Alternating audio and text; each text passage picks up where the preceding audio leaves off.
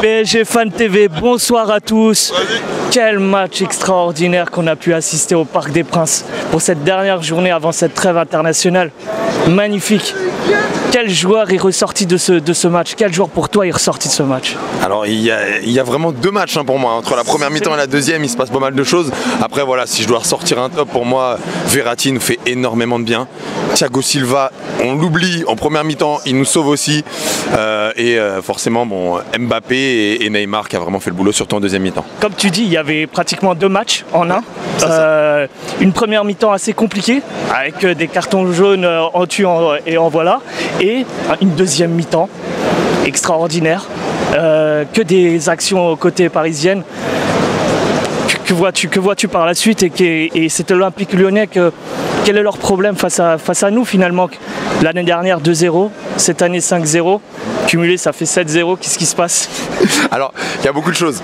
C'est vrai, là on peut vraiment parler de deux matchs, c'est même pas de deux mi-temps parce que la première mi-temps il y a un vrai combat même de possession, d'action. La deuxième mi-temps on leur marche dessus. Alors c'est déjà parisien, dans notre ADN on le remarque, c'est aussi un de nos défauts, c'est qu'on a du mal à rentrer dans le match, on a du mal en fait à commencer.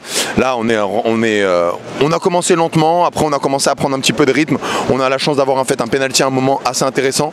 Dans la deuxième mi-temps après voilà, on lâche le rouleau compresseur, ils perdent Fekir et bizarrement, et je lance peut-être en fait un débat, on a sorti Cavani, ouais. Ça a forcé en fait à Mbappé du coup de faire les appels et au final Mbappé certes il nous met 4 buts mais en tout il a 7 actions et il en loupe 3 ouais. Et en fait au final ils ont été débordés par cette situation donc ça crée quelque chose quand même, mine de rien il y a peut-être un schéma, il y a peut-être une réflexion à voir si à un moment on sera amené à jouer sans Cavani pour X ou Y raison. Un petit mot sur Mbappé justement, on voit que il a provoqué le penalty, ouais. C'est lui qui l'a subi, comme tu l'as dit tout à l'heure, il en a raté 3 ou 4 face à Lopez, ouais, et à la fin il en marque 4. Finalement comme tu dis, est-ce qu'on devrait le mettre dans l'axe ce joueur? Alors déjà il y a une chose, si tu me permets, je permets de revenir sur quelque chose. Moi la jeunesse d'Mbappé, je la vois en fait là. C'est-à-dire que quand il loupe ses 3 actions, il perd en confiance en fait très rapidement Mbappé quand il marque pas. Et tu sens qu'il perd en fait en lucidité. Parce que mine de rien, faut pas avoir la mémoire courte. Il en loupe 3 ou 4. Quand il le met, c'est un double poteau. C'est limite déjà, et après par contre quand la confiance est revenue, voilà, il écrase le match et il rentre dedans. Donc oui, c'est intéressant, un schéma quand on voit par exemple quand un jour contre un Liverpool, contre une équipe plus costaud qui va vraiment en fait envoyer encore plus d'impact, on n'a pas de solution, ce serait peut-être intéressant de voir en fait ce Mbappé tête en pointe. Tu mettrais Cavani alors dans les bancs?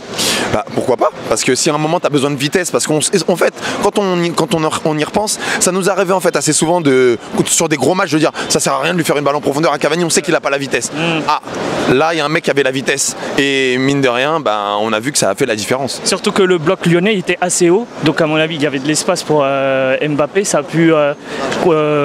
pu jouer là-dessus, le fait que le bloc soit assez haut du côté de l'Olympique Lyonnais.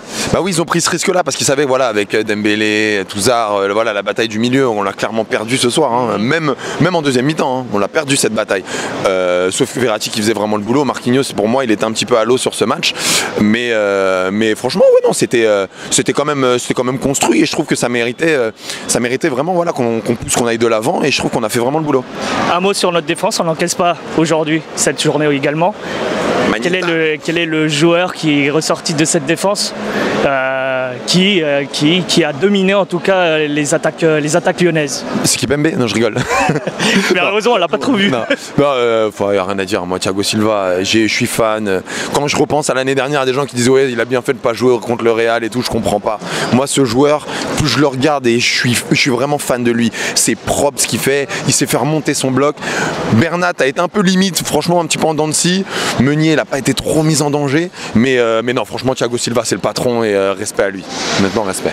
Et un petit mot pour Buffon, je pense que tu n'es pas trop d'accord, comme on a vu par rapport à ces changements avec Areola. Est-ce que Buffon, tu le verrais à quel moment jouer finalement? C'est ça qui est compliqué. Normalement, un gardien, il n'est pas censé avoir de rotation. Là, quel message t'envoie? Tu vois, la dernière fois, on avait ce débat-là. Qui est notre numéro 1? En Ligue des Champions, tu mets Areola, mais parce que tu sais que Buffon ne peut pas jouer. Là, contre un gros match, tu mets Buffon. Est-ce que ça veut dire du coup qui est le patron? Ouais. Et par contre, dans le contenu, Buffon, il a été des fois limite. Hein. il a fait 2-3 arrêts un peu limite où il met pas, il capte pas la balle, il boxe alors que c'est pas forcément nécessaire. Donc moi, il m'a pas rassuré. Après, voilà, je vais pas rien lui reprocher. Hein. On finit avec 0 but. Voilà, est-ce que tu crois qu'il a un manque de confiance justement dû à cette rotation finalement, ou le fait qu'il enchaîne pas les matchs?